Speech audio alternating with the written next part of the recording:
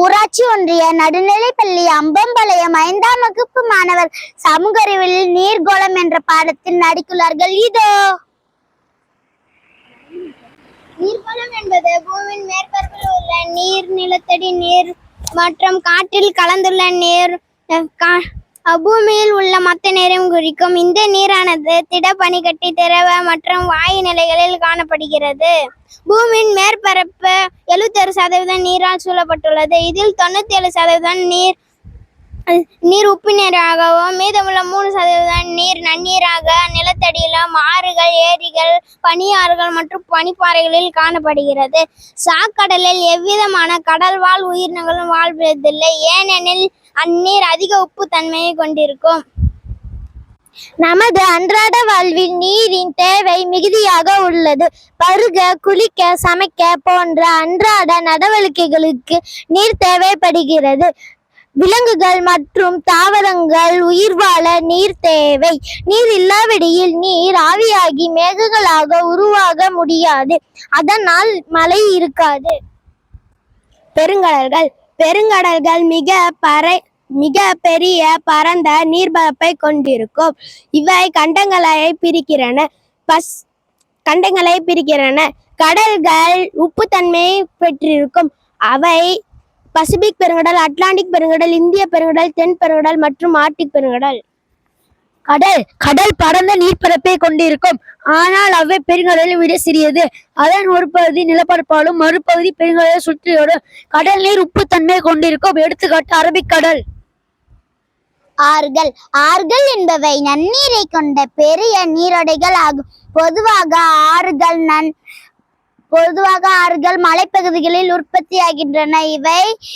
இவை பெருங்கடல்களிலோ கடல்களிலோ கலக்கின்றன. உதாரணம் கங்கை ஆறு, காவேரி ஆறு. ஏரிகள் ஒரு நீர்ப்பரப்பு அனைத்து பக்கங்களிலும் நிலத்தால் சூழப்பட்டிருந்தால் அந்த நீர்ப்பரப்பினை ஏரி என்று அழைக்கிறோம். இவை உப்பு நீர் ஏரியாகவும் நன்னீர் ஏரியாகவும் இருக்கலாம். உதாரணம் ஆந்திர பிரதேசத்தில் உள்ள கொல்லேறு ஏரி நன்னீர், ராஜஸ்தானில் உள்ள சாம்பார் ஏரி உப்பு நீர். வளைகுடா நிலத்தால் சூழப்பட்டு கடலில் உட்செல்லும் குறுகிய பகுதி வளைகுடா ஆகும். உதாரணம் கட்ச் வளைகுடா. உட்செல்லும் நீளத்தால் சூழப்பட்ட பெரிய கடல் பகுதி விரிகுடா ஆகும். உதாரணம் வங்காள விரிகுடா. கடலில் இருந்து உப்பு நீர் தனியாக பிரிந்து ஆழம் குறைவான நிலப்பகுதி சேர்ந்து உருவாகும் நீர்ப்பரப்பு உப்பங்கழி ஆகும். உதாரணம் ஒடிசாவில் உள்ள சிலக்கா ஏரி.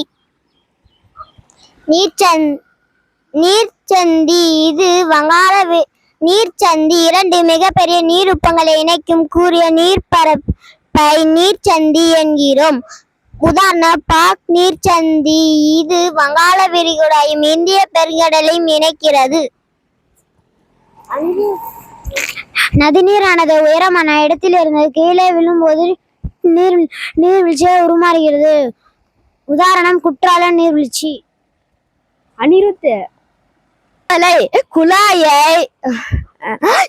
ஷவர் பயன்படுத்தி குளிப்பதை குறைத்து கொண்டு வாளி நீரை எடுத்து பயன்படுத்த வேண்டும். பாத்திரங்களை கழுவ குழாய்களை மூடிவிட்டுள்ளவா என்பதை கவனிக்க வேண்டும்.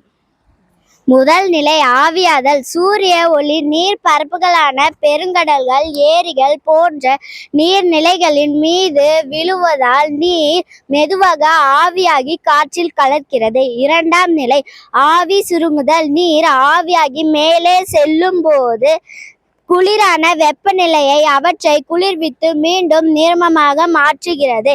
இதுவே ஆவி சுருங்குதல் எனப்படுகிறது. காற்றானது இந்த நீர்மத்தை சுழற்றுவதால் மேகங்கள் உருவாகின்றன. காற்றின் இயக்கத்தால் மேகங்கள் ஒன்றுடன் ஒன்று மோதுகின்றன.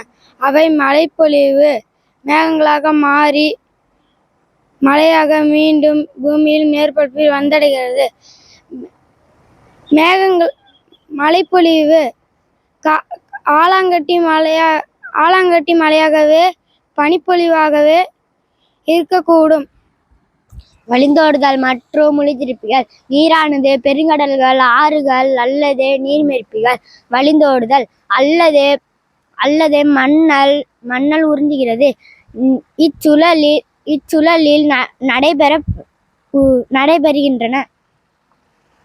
நீர்வளத்தை காப்போம், நீர்வளத்தை காப்போம், நீரை மாசுபடுத்தாமல் காப்போம், நீரை மாசுபடுத்தாமல் காப்போம், நீரை சிக்கனமாக பயன்படுத்துவோம். நீரை சிக்கனமாக பயன்படுத்துவோம். நன்றி, வணக்கம்.